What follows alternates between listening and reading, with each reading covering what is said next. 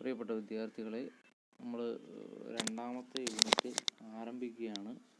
ഒന്നാമത്തെ യൂണിറ്റിലെ 3 പാഠഭാഗങ്ങളും നമ്മൾ ഇതിനു മുമ്പ് പഠിച്ചു കഴിഞ്ഞു. ഇനി രണ്ടാമത്തെ യൂണിറ്റാണ്. രണ്ടാമത്തെ യൂണിറ്റിൻ്റെ പേര് അനുഭൂതികൾ ആവിഷ്കാരങ്ങളെന്നാണ്. അനുഭൂതികൾ എന്നാൽ അനുഭവങ്ങളാണ് ഉദ്ദേശിക്കുന്നത്. അവ അനുഭവങ്ങൾ ആവിഷ്കരിക്കപ്പെട്ട കുറേ സാഹിത്യകൃതികൾ, അല്ലെങ്കിൽ നമുക്ക് അനുഭൂതികൾ ഉണ്ടാക്കാൻ കഴിയുന്ന കുറച്ച് സാഹിത്യ ആവിഷ്കാരങ്ങളെ പറ്റിയാണ് ഈ പാഠഭാഗത്തിൽ പഠിക്കാൻ പോകുന്നത്. അപ്പോൾ അതിൻ്റെ തുടക്കമെന്നോണം ഒരു ചെറിയൊരു കവിതാഭാഗം തന്നിട്ടുണ്ട്. തിരുക്കുറളിലെ ഒരു 2 വരി. തിരുവള്ളുവർ എഴുതിയ തിരുക്കുറൾ. തിരുക്കുറൾ എന്ന് പറയുന്നത് തമിഴ്നാട്ടിൽ ഏറ്റവും പ്രധാനപ്പെട്ട കുറച്ച് ചൊല്ലുകൾ എന്ന രീതിയിൽ കാണുന്ന തിരുക്കുറലുകളാണ്. കുഴൽ എന്നാൽ പാട്ടുകളിലെ പദ്യം എന്നൊക്കെയാണ്. അപ്പോൾ അദ്ദേഹത്തിൻ്റെ ഏറ്റവും പ്രധാനപ്പെട്ട ചില തത്വങ്ങളടങ്ങിയ വരികളെയാണ് തിരുക്കുറൾ എന്ന പേരിൽ അറിയപ്പെടുന്നത്, തിരുവള്ളുവർ എഴുതിയത്. അപ്പോൾ ആ തിരുവള്ളുവർ എഴുതിയ തിരുക്കുറളിലെ 2 വരിയാണ് ആദ്യം പറയുന്നത്. നോക്കിക്കൊള്ളുക.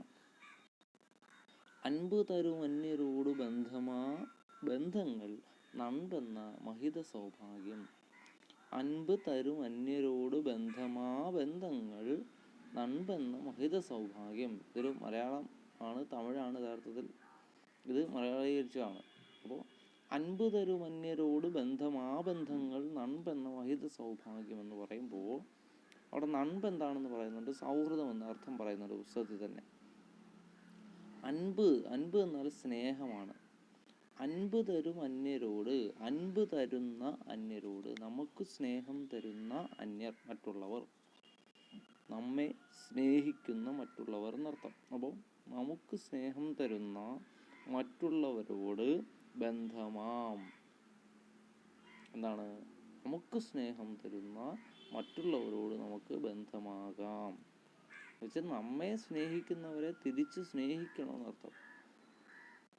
അല്ലാതെ നമ്മൾ അങ്ങോട്ട് സ്നേഹിക്കുക മാത്രം പോരാ, നമ്മളെ ഇങ്ങോട്ട് സ്നേഹിക്കുന്നവരാരാണോ അവരെ ഉറപ്പായും നമ്മൾ അങ്ങോട്ട് സ്നേഹിച്ചിരിക്കണം. അതാണ് അൻപ് തരുമന്യരോട് ബന്ധമാം ആ ബന്ധങ്ങൾ. ഓക്കെ, അൻപ് തരുമന്യരോട് ബന്ധമാം എന്ന് പറയുമ്പോൾ ബന്ധമാകണം, അല്ലെങ്കിൽ ബന്ധമാകാം. ആ ബന്ധങ്ങൾ ആ ബന്ധങ്ങൾ എന്നാൽ ഇങ്ങോട്ട് സ്നേഹം ലഭിക്കുന്ന, അല്ലെ ഇങ്ങോട്ട് നമ്മളെ സ്നേഹിക്കുന്ന ആ ബന്ധങ്ങളുണ്ടല്ലോ, ആ ബന്ധങ്ങൾ നൻപെന്ന മഹിത സൗഭാഗ്യമാണ്. ആ ബന്ധങ്ങൾ എന്ന് പറയുന്നത് എന്താണ്? സൗഹൃദമെന്ന മഹത്തായ സൗഭാഗ്യമാണത്. സൗഹൃദത്തിലാണ് ഏറ്റവും കൂടുതലും ഇങ്ങോട്ട് സ്നേഹിച്ച് നമുക്ക് അങ്ങോട്ട് സ്നേഹിക്കാൻ തോന്നുന്നത്, ഇല്ലേ? നമ്മുടെ ബന്ധുക്കളെക്കാൾ കൂടുതൽ നമ്മുടെ സൗഹൃദങ്ങളാണ് അതിന് ഏറ്റവും നല്ല ഉദാഹരണം. അതാണ് പറയുന്നത്, അൻപ് തരുന്ന അന്യരോട് ബന്ധമാം ആ ബന്ധങ്ങൾ നൻപെന്ന മഹിത സൗഭാഗ്യം. അത് സൗഹൃദമാണ്.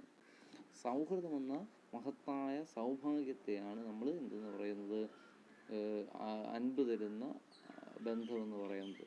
അപ്പോൾ നിങ്ങളെ ആരാണോ ഇങ്ങോട്ട് സ്നേഹിക്കുന്നത് അത് സുഹൃത്തുക്കളാവണമെന്നില്ല. അത്തരം സൗഹൃദങ്ങളെന്ന് പറയുന്നത് വലിയൊരു സൗഭാഗ്യമാണ്. അത് സുഹൃത്തുക്കളാകണമെന്ന് ഇല്ല. അല്ലാതുള്ള ഏത് കാര്യമായാലും, അതായത് അല്ലാതുള്ള ആൾക്കാർ, ഇതിപ്പം സൗഹൃദം ഉണ്ടാവാം, ബന്ധുക്കളുണ്ടാവാം, എന്തുണ്ടാവാം, നമ്മളെ ആരാണോ സ്നേഹിക്കുന്നത് അവരെ തിരിച്ചും നമ്മൾ എന്ത് ചെയ്തിരിക്കണം? സ്നേഹിക്കണം. കാരണം അത്തരം സൗഹൃദങ്ങൾ നമുക്ക് സൗഭാഗ്യങ്ങളാണ്. നമുക്ക് ഭാഗ്യമെന്നേ പറയാൻ പറ്റൂ അത്തരം കാര്യത്തെ. അതിനപ്പുറം മറ്റൊന്നും പറയാൻ പറ്റില്ല. അതിനേക്കാൾ വലിയ ഭാഗ്യമില്ല എന്ന് ചിലപ്പോൾ നമുക്ക് പറയേണ്ടി വരും. മനസ്സിലായോ? അപ്പോൾ അൻപ് തരും അന്യരോട് ബന്ധമാ ആ ബന്ധങ്ങൾ നൻപെന്ന മഹിത സൗഭാഗ്യം. അപ്പോൾ ഇതാണ് ആ തിരുവള്ളുവരുടെ 4 വരിയിൽ പറയുന്ന, അല്ലെ 2 വരിയിൽ പറയുന്ന കാര്യമെന്ന് പറയുന്നത്. അപ്പോൾ ഇത്തരം സൗഹൃദങ്ങൾ എന്നല്ലെങ്കിൽ പരസ്പര സ്നേഹത്തിൻ്റെ ഒരു തെളിവ് നൽകുന്ന കുറച്ച് പാഠഭാഗങ്ങളാണ്, അല്ലെ നമ്മളെ അകമഴിഞ്ഞ് സ്നേഹിക്കുന്ന വ്യക്തികളുടെ കുറച്ച് പാഠഭാഗങ്ങളാണ് ഇതിൽ തന്നിരിക്കുന്നത്. അപ്പോൾ അതിൽ ഒന്നാമത്തെ പാഠഭാഗത്തിൻ്റെ പേര് വിശ്വരൂപം എന്നാണ്. വിശ്വരൂപം, ലളിതാംബിക അന്തർജനം എഴുതിയ വിശ്വരൂപം എന്ന പാഠഭാഗമാണ് നമുക്ക് ഒന്നാമതായിട്ട് പഠിക്കാൻ ഉള്ളത് വിശ്വരൂപം. വിശ്വരൂപം എന്നുള്ള വാക്ക് നിങ്ങൾ മുൻപ് കേട്ടിട്ടുണ്ടാവാം. വിശ്വരൂപം എന്ന വാക്ക് ഉദ്ദേശിക്കുന്നത് നമ്മുടെ മഹാഭാരതത്തിൽ ശ്രീകൃഷ്ണൻ അല്ലെങ്കിൽ മഹാവിഷ്ണുവിൻ്റെ യഥാർത്ഥ രൂപത്തെയാണ് വിശ്വരൂപം എന്ന വാക്കുകൊണ്ട് ഉദ്ദേശിക്കുന്നത്. വിശ്വരൂപം എന്ന് വെച്ചാൽ എന്താണ് വാക്കിൻ്റെ അർത്ഥം? വിശ്വരൂപം എന്ന് വെച്ചാൽ ഇത്രയേ ഉള്ളൂ, യഥാർത്ഥ രൂപം. അതായത് എല്ലാം തികഞ്ഞ യഥാർത്ഥ രൂപത്തെയാണ് വിശ്വരൂപം എന്ന് ഉദ്ദേശിക്കുന്നത്. അപ്പോൾ ഇവിടെ വിശ്വരൂപം എന്ന വാക്ക് സൂചിപ്പിക്കുന്നത് എന്താണെന്നുള്ളത് ഒരു ചോദ്യമാണ്. അതായത് വിശ്വരൂപം എന്നാൽ യഥാർത്ഥ രൂപം എന്നാണ് അർത്ഥം. അപ്പോൾ ഇവിടെ ഉദ്ദേശിക്കുന്നത് എന്ത് യഥാർത്ഥ രൂപമാണ് എന്ന് ചോദിച്ചാൽ ഒരു സ്ത്രീയുടെ വിശ്വരൂപത്തെ പറ്റിയാണ്. ഒരു സ്ത്രീ എന്ന് വെച്ചാൽ ഇതിനകത്തെ സ്ത്രീയല്ല, സ്ത്രീ എന്ന സങ്കല്പത്തിൻ്റെ വിശ്വരൂപം എന്താണ് അതിനെപ്പറ്റിയാണ് ഈ പാഠഭാഗം പറയുന്നത്. ഓക്കെ, ലളിതാംബിക അന്തർജനം എഴുതിയ ഏറ്റവും മികച്ച ഒരു ചെറുകഥയുടെ കൂട്ടത്തിൽപ്പെടുന്ന ഒന്നാണ് വിശ്വരൂപം. അപ്പം ഒരു സ്ത്രീയുടെ വിശ്വരൂപം എന്താണ് എന്നുള്ളതിനെ പറ്റിയാണ് പാഠഭാഗം സംസാരിക്കുന്നത്. നോക്കിക്കൊള്ളുക. വിശ്വരൂപം. പട്ടണത്തിൻ്റെ ഒഴിഞ്ഞ ഭാഗത്തുള്ള ഇടുങ്ങിയ വഴിയുടെ വക്കിൽ ഒരു ചെറിയ വീട്. മുറ്റത്ത് തുളസിത്തറ. ചെത്തിയും മഞ്ഞമന്താരവും തുളസിയും കാട് പോലെ വെച്ചുപിടിപ്പിച്ചിരിക്കുന്നു. മുൻവാതിൽ അടച്ചിരിക്കുകയാണ്. എങ്ങും ഒച്ചയനക്കമില്ല. അപ്പോൾ പട്ടണത്തിൻ്റെ ഒഴിഞ്ഞ ഭാഗത്തുള്ളൊരു വീട്ടിൻ്റെ മുന്നിലേക്ക് വന്നപ്പോൾ ഒരു തുളസിത്തറ കാണുന്നു. ചെത്തിയും മഞ്ഞമന്താരവും തുളസിയും കാട് പോലെ വെച്ചുപിടിപ്പിച്ചിരിക്കുന്നതാണെന്നു. മുൻവാതിൽ അടച്ചിരിക്കുന്നത് കാണുന്നു. എങ്ങും ഒച്ചയനക്കമില്ല. അപ്പോൾ ആരോ ഒരു വീട്ടിലേക്ക് വരികയാണ്. അപ്പോൾ വന്നയാൾ ചിന്തിക്കുകയാണ്, തനിക്ക് വഴി തെറ്റിയോ?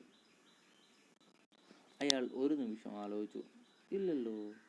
മാർഗനിർദ്ദേശം ചെയ്തയാൾ കുറിച്ചു കൊടുത്ത കടലാസ് പോക്കറ്റിൽ നിന്ന് എടുത്തു നോക്കി. പ്രധാന റോഡിൽ നിന്ന് താഴോട്ടിറങ്ങുന്ന ഇടവഴിയിലൂടെ നടന്നാൽ നേരെ ഒരു മുടുക്ക് കാണാം. മുടുക്കെന്ന് വെച്ചാൽ ചെറിയ വഴിയുണ്ടല്ലോ, ഏതാണ്. അവിടെ 2 വഴി തിരിയുന്നു. ഇടത്തോട്ടുള്ള പാതയിലൂടെ ചെന്നാൽ 3ാമത്തെ വീടാണ്. ഗേറ്റിൽ വെള്ള കോളാമ്പിച്ചെടി പടർന്നു പൂത്ത് കിടക്കുന്നു. മുഖപ്പിൽ ഓം എന്ന് കൊത്തിയിട്ടുണ്ട്. ശരി, ഇതൊക്കെ തന്നെയാണ് ലക്ഷണം. അയാൾ മടിച്ചു വാതിൽ മുട്ടി. അകത്ത് പ്രതികരണമില്ല. ആരുമില്ലായിരിക്കുമോ? അതോ ആരോ പ്രതീക്ഷിച്ചു ഒരാൾ എന്ത് ചെയ്തു? പട്ടണത്തിലേക്ക് വന്നതാണ്. പട്ടണത്തിന് ഇന്ന് ഒഴിഞ്ഞ ഭാഗത്തൊരു വീടുണ്ട്. അപ്പോൾ ആരോ കുറിച്ചു കൊടുത്ത അഡ്രസ്സും കൊണ്ട് അയാൾ ആ വീട് തിരക്കി വന്നിട്ടുള്ളതാണ്. വീടിൻ്റെ മുമ്പിൽ ചെന്നപ്പോൾ ഇങ്ങനെ നല്ല പച്ച പിടിച്ച് ചെടികളൊക്കെ നിൽക്കുന്ന, പൂക്കൾ നിറഞ്ഞ ചെടികളൊക്കെ നിൽക്കുന്ന ഒരു വീടാണിത്. അപ്പോൾ ആരെയും പുറത്ത് കാണാത്തത് കൊണ്ട് അയാൾ എന്ത് ചെയ്തു? വാതിൽ മുട്ടിയപ്പോൾ പ്രതികരണമൊന്നുമില്ല. അപ്പോൾ അയാൾക്ക് തോന്നി എന്താണ്, ഇനി ആരും അകത്ത് ഇല്ലാതിരിക്കുമോ, അതുകൊണ്ടായിരിക്കുമോ എന്നൊക്കെ അയാൾക്ക് തോന്നി. അയാൾ ചിന്തിക്കുകയാണ്, ഇത്രയും ദൂരം വന്നിട്ട് ആളെ കാണാതെ പോകണമല്ലോ എന്നോർത്തപ്പോൾ അയാൾക്ക് വിഷമം തോന്നി. കാരണം അന്ന് വാതിൽ മുട്ടിയിട്ടും ഒരു പ്രതികരണമില്ല എന്ന് കണ്ടപ്പോൾ അദ്ദേഹത്തിന് തോന്നി, ഇനിയിപ്പം വന്നത് വെറുതെ ആകുമോ, ഇത്രയും ദൂരം വന്നിട്ട് ആളെ കാണാതെ പോകണമല്ലോ എന്നോർത്തപ്പോൾ അയാൾക്ക് വിഷമം തോന്നി. ഇന്നല്ലെങ്കിൽ ഇനി എന്നാണ് കാണുക? കാണാൻ തന്നെ സാധിക്കുമോ? നാളെ രാവിലെ 9 മണിക്ക് വിമാനത്തിൽ ബുക്ക് ചെയ്തിരിക്കുന്നു. ഭൂമിയുടെ മറ്റേ ചെരുവിലുള്ള അർദ്ധഗോളത്തിലേക്ക് പോവുകയാണ് താൻ. പിന്നെ എന്നാണ് മടങ്ങുന്നതെന്ന് ആരറിഞ്ഞു? അന്നത്തേക്ക് മിസ്സസ് സ്ഥലത്ത് ഉണ്ടാവുമോ? വയസ്സ് 75-ൽ കുറയുകയില്ലല്ലോ. ആ പേരൊന്നടിവരട്ടുക. മിസ്സസ് സ്ഥലത്താണ് നമ്മുടെ കഥയിലെ പ്രധാന കഥാപാത്രങ്ങളിൽ ഒരാൾ. അപ്പോൾ അവരെ കാണാൻ വേണ്ടിയാണ് ഈ വന്ന വ്യക്തി, ആരോ ആവട്ടെ, അദ്ദേഹം വന്നത് അവരെ കാണാനാണ്. അപ്പോൾ അയാൾക്ക് തോന്നുകയാണ്, ഇന്ന് ഇത്രയും ദൂരം വന്നിട്ട് കാണാൻ കഴിഞ്ഞില്ലെങ്കിൽ ഇനി എന്നാണ് കാണാൻ കഴിയുക? ഇനി അഥവാ കാണാൻ കഴിയുമോ എന്ന് തന്നെ സംശയമാണ്. കാരണം താനങ്ങ് വിദേശത്തേക്ക് പോവുകയാണ്. വിദേശത്തേക്ക് പോയി കഴിഞ്ഞാൽ ഉടനെയൊന്നും തിരിച്ചു വരവില്ല എന്നുള്ളത് കൊണ്ട്, അതുമല്ല മിസ്സസ് സ്ഥലത്തിന് 75 വയസ്സിൽ കൂടുതൽ ഉണ്ട് എന്നുള്ളത് കൊണ്ടും ഇനി എന്ന് കാണാൻ കഴിയും, അതല്ലെങ്കിൽ കാണാൻ കഴിയുമോ എന്ന് തന്നെ അയാൾക്ക് സംശയമാണ്. അതുകൊണ്ട് അയാൾ ഇങ്ങനെ സംശയിച്ച് നിൽക്കുകയാണ്. ഇനി കാണാൻ കഴിയുമോ എന്നുള്ള ഡൗട്ട് കൊണ്ട് നിൽക്കുകയാണ്. അയാൾ കോളിംഗ് ബെല്ലുണ്ടോ എന്ന് നോക്കി. ഇല്ല. ഇനി എന്ത് ചെയ്യും? അപ്പോൾ അകത്ത് വാതിൽ മുട്ടിയിട്ടും അനക്കമില്ല. കോളിംഗ് ബെല്ലുണ്ടെന്ന് നോക്കുന്നു, കോളിംഗ് ബെല്ലില്ല. ഇനി എന്ത് ചെയ്യും? അയാൾ രണ്ടും കൽപ്പിച്ച് കൈ ചുരുട്ടി കതകിൽ ശക്തിയായി ഇടിച്ചു വിളിച്ചു. ശക്തിയായിട്ട് ഡോറിൽ മുട്ടിയിട്ട് അയാൾ വിളിച്ചു, ആരുണ്ട് അകത്തെന്നുള്ള രീതിയിൽ. പെട്ടെന്ന് ഇവിടെ ആരുമില്ലേ അയാൾ ചോദിക്കുക. അകത്ത് കട്ടിൽ കരയുന്ന ശബ്ദം കേട്ടു. കട്ടിൽ കരയുന്ന ശബ്ദം എന്ന് പറയുമ്പോൾ ആരോ, നമ്മൾ ഈ പഴയ കട്ടിലിൽ നിന്ന് എഴുന്നേൽക്കുന്ന സമയത്ത് ശബ്ദം ഉണ്ടാകാമല്ലോ. ആ ശബ്ദമാണ്, കട്ടിൽ കരയുന്ന ശബ്ദം കേട്ടു. നേരിയ കാൽവയ്പ്പുകൾ. കതകിൻ്റെ സാക്ഷ പതുക്കെ നീങ്ങി. സാക്ഷി എന്നാൽ അതിൻ്റെ കൊളുത്ത്. ആ കതകിൻ്റെ സാക്ഷ പതുക്കെ നീങ്ങി. നരച്ച ഒരു തല പ്രത്യക്ഷപ്പെട്ടു. കൃശമായ ശരീരം. ഒന്ന് അടിവരട്ടോണം. ഒരു നരച്ച തല പ്രത്യക്ഷപ്പെട്ടു. അത് കൃശമായ ശരീരമാണ്. കൃശം എന്നാൽ മെലിഞ്ഞത് എന്നർത്ഥം. കൃശമായ ശരീരം, നെറ്റിയിൽ ഭസ്മക്കുറി, കഴുത്തിൽ രുദ്രാക്ഷമാല. വന്നിരിക്കുന്ന വ്യക്തിയുടെ ഒരു രൂപം ഇങ്ങനെയാണ്. നരച്ച മുടിയാണ്, മെലിഞ്ഞ ശരീരമാണ്, നെറ്റിയിൽ ഭസ്മക്കുറി ഇട്ടിരിക്കുന്നു, കഴുത്തിൽ രുദ്രാക്ഷമാലയും അണിഞ്ഞിട്ടുണ്ട്. അയാളൊന്ന് ഞെട്ടി. എന്താണ്, ഇങ്ങനെ ഒരാളെ കാണാൻ വേണ്ടി ആയിരുന്നില്ല താനിവിടെ വന്നത്. ഈ വൃദ്ധ, ഈ തപസ്വിനി അപമര്യാദ എന്ന് തോന്നത്തക്കവണ്ണം അയാൾ അവരെ തുറച്ചു നോക്കിക്കൊണ്ടിരുന്നു. അയാൾക്ക് ഞെട്ടലുണ്ടായി. കാരണം അയാൾ പ്രതീക്ഷിച്ച വ്യക്തി എന്ന് പറയുന്നത് ഇതല്ല. ഇങ്ങനെ ഒരാളെ ഈ വേഷത്തിൽ, ഇതേ രീതിയിലുള്ള ഒരാളെ കാണാൻ വേണ്ടിയേ അല്ല അയാൾ വന്നത്. അപ്പം അയാളൊന്ന് ഞെട്ടി. ആരാണ് ഈ വൃദ്ധ? ആരാണ് ഈ തപസ്വിനി, അല്ലെ ഈ സന്യാസിനിയെ പോലെയുള്ള വേഷത്തിലുള്ള ആരാണെന്നുള്ള ഡൗട്ടിൽ ഇയാളിങ്ങനെ നിൽക്കുക, ഒന്നും മിണ്ടുന്നില്ല. അപ്പോൾ അപമര്യാദ എന്ന പോലെ ഇയാളിങ്ങനെ നോക്കിക്കൊണ്ടിരിക്കുകയാണ് ആരാണെന്ന് അറിയാൻ വേണ്ടി. ആ വൃദ്ധയും വല്ലാതെ ഒരുങ്ങിപ്പോയി. സ്ഥലകാലങ്ങളോട് പൊരുത്തപ്പെടാത്ത ഈ അതിഥി ആരാണ്? തിരിച്ചങ്ങോട്ടും മനസ്സിലായില്ല. രണ്ടുപേരെയും കാഴ്ചയിൽ അങ്ങോട്ടും ഇങ്ങോട്ടും ആർക്കും മനസ്സിലാകാനോ ഉൾക്കൊള്ളാനോ കഴിഞ്ഞില്ല. ഉടനെ പാശ്ചാത്യ നാടുകളിൽ നിന്ന് പറന്നു വീണ ഒരു യുവാവിനെ പോലെ ഉണ്ട് വേഷം. പാശ്ചാത്യ നാടുകളിൽ നിന്ന് പറന്നു വീണ യുവാവെന്ന് പറയുമ്പോൾ ചിലപ്പം കോട്ടും സ്യൂട്ടും ഒക്കെ ധരിച്ചതോ അല്ലെങ്കിൽ പാൻറ് ഷർട്ടും ധരിച്ചതൊക്കെ ആവാം. അപ്പം പുറത്തുനിന്ന് വന്ന ഒരു വ്യക്തിയെ പോലുള്ള വേഷമാണ്.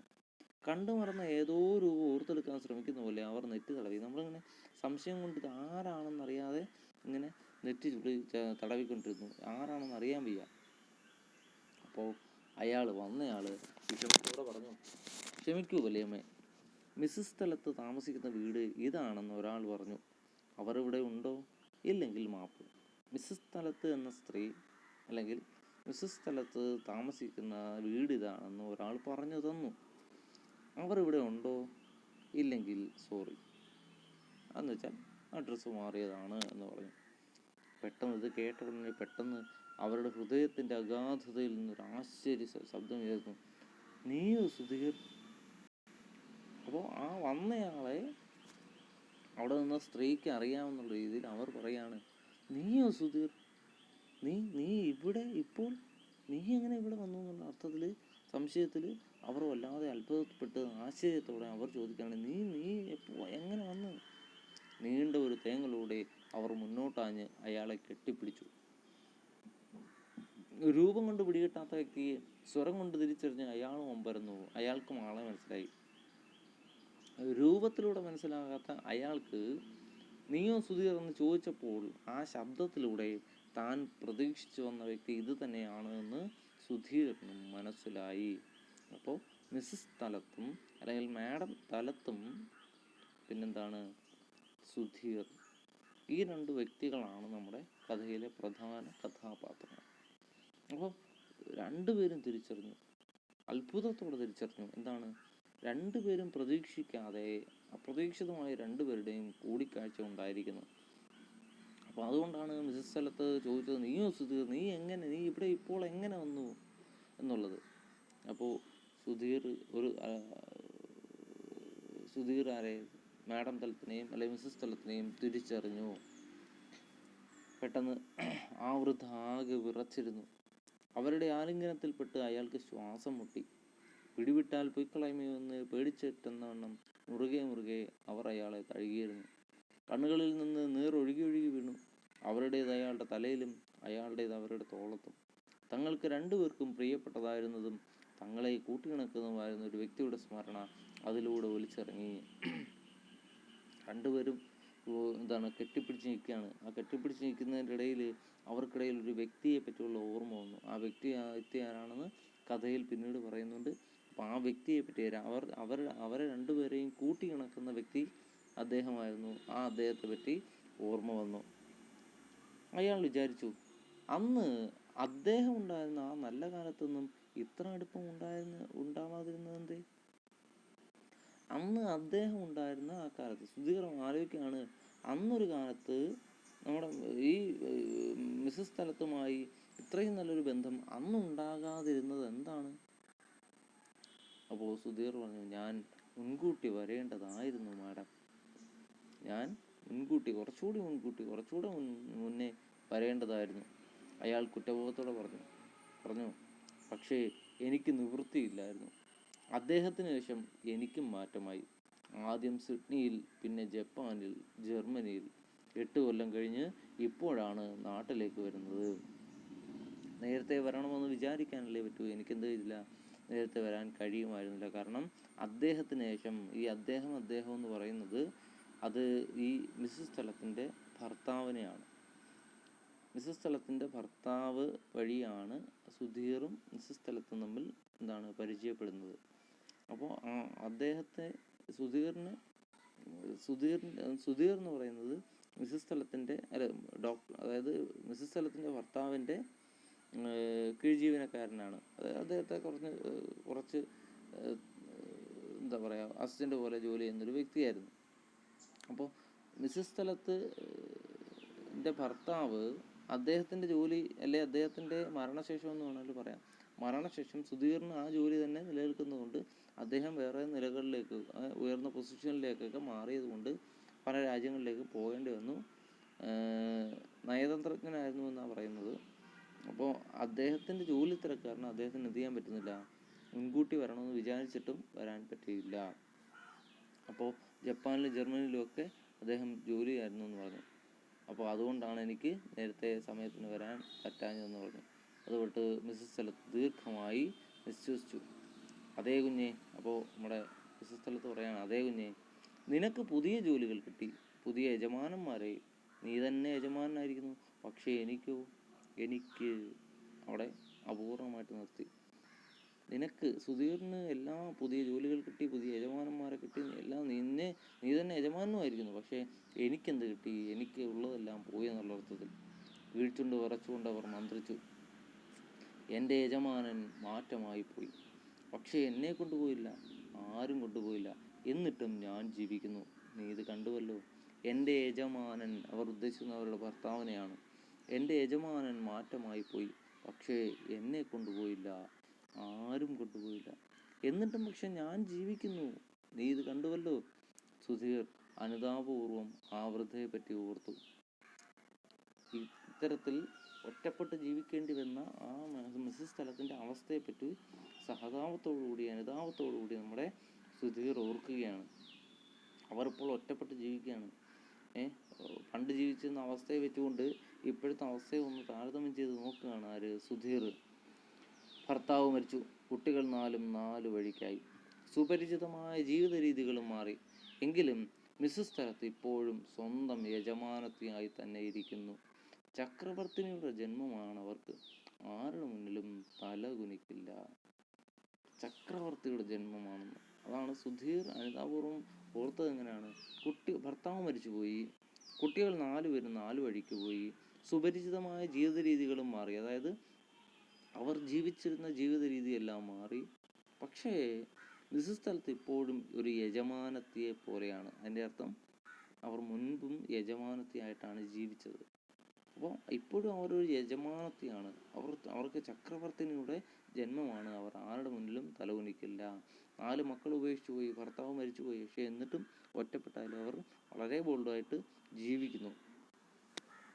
കണ്ണീരടക്കി മുഖം തുടച്ചുകൊണ്ട് അവർ പറഞ്ഞു, ഇരിക്കൂ സുധീർ, എൻ്റെ ചാവലിനെ ക്ഷമിക്കൂ. അതായത് കണ്ടവണ്ണെ കരഞ്ഞില്ലേ, അത് ക്ഷമിക്കൂ. നിന്നെ കണ്ടപ്പോൾ അദ്ദേഹത്തെ പറ്റി ഓർത്തുപോയി. ഇനി ഒരിക്കലും തമ്മിൽ കാണുമെന്ന് വിചാരിച്ചതല്ലല്ലോ. അവർക്ക് അഭിമുഖമായി ബെഞ്ചിലിരുന്നുകൊണ്ട് അയാൾ പറഞ്ഞു, അങ്ങനെ പറയരുത് മാഡം.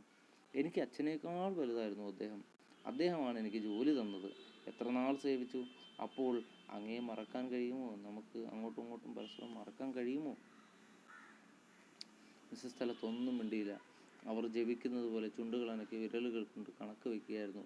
പൂർവ്വകാല സ്മൃതികളിലേക്ക് ആണ്ട് മുങ്ങിയതുപോലെ. എന്തെങ്കിലും ചോദിക്കണമെന്നുള്ളതുകൊണ്ട് മാത്രം അയാൾ ചോദിച്ചു.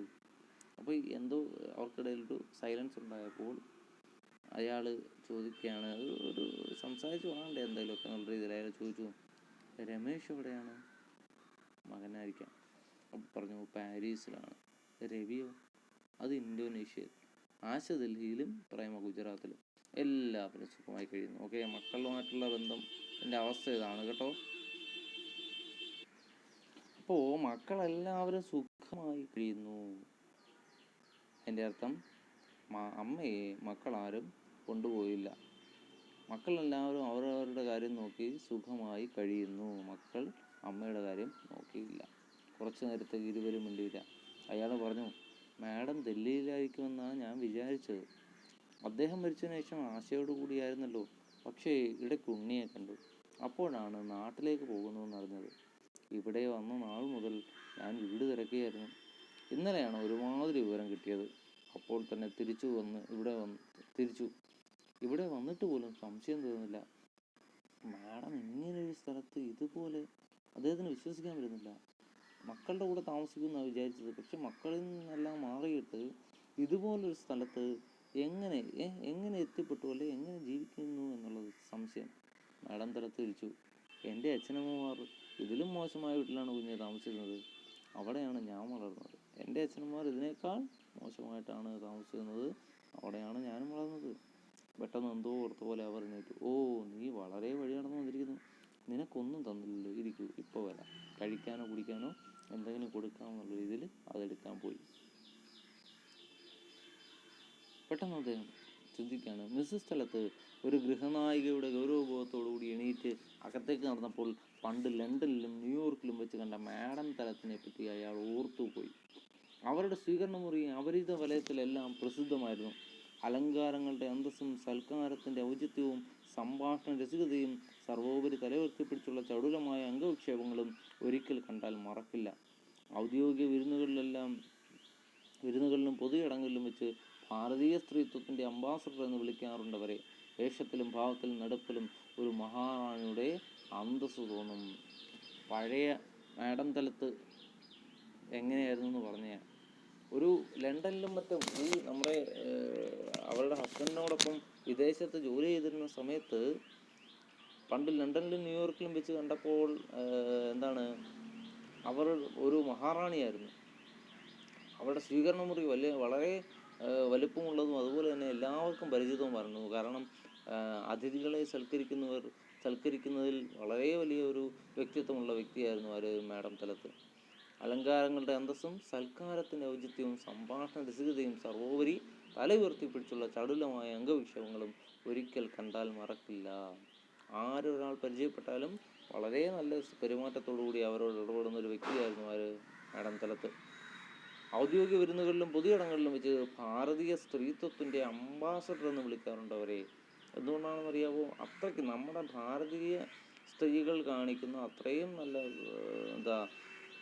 മാന്യമായ വസ്ത്രധാരണവും മികച്ച രീതിയിലുള്ള പെരുമാറ്റവും എല്ലാം കൊണ്ട് ഭാരതീയ സ്ത്രീത്വത്തിൻ്റെ അംബാസഡർ എന്ന് പറഞ്ഞാൽ ഭാരതീയ സ്ത്രീകൾ ഇങ്ങനെയാണ് എന്ന് പറയാൻ ആരെ കണ്ട് പറ്റും?